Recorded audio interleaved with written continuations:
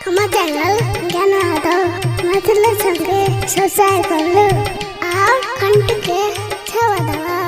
धन्यवाद। Singing by ज्ञान Yadav.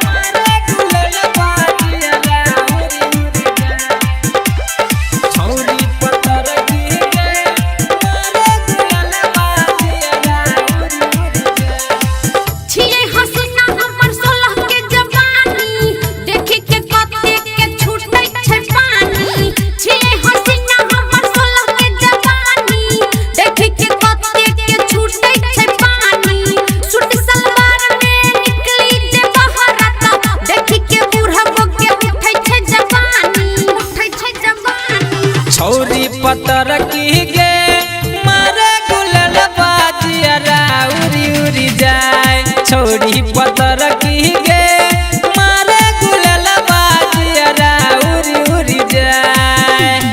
DJ good Madhubani, DJ good मारे गुलल बाजिया उरी उरी जाए। छौरी पतर की गे मारे गुलल बाजिया उरी उरी जाए।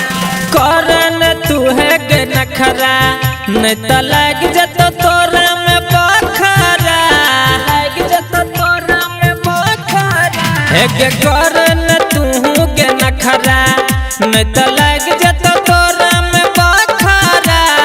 देख छोटोला के छोरा लगे है तै गे तोरे ला झगड़ा। जे बना हेतै हम सब उरे करबै, छियै जवान के करो सन नहीं डरबै, रोशन नहीं डरबै। छौरी पतर की गे मारे गुलल बाजिया उरी उरी जाए। छौरी पतर की गे मारे गुलल बाजिया उरी उरी जाए। मारे गुलल बाजिया उरी उरी जाए। छौरी पतर की गे मारे गुलल बाजिया उरी उरी जाए। चल बेजे ना मटक का कियो लले तो मजा के साइट का, लले तो मजा के साइट का। है के चल बेजे ना मटक का कियो लले तो मजा के साइट का। गजबे छ तोहर ई फैशन चल करै छी बात बनी बैठ का।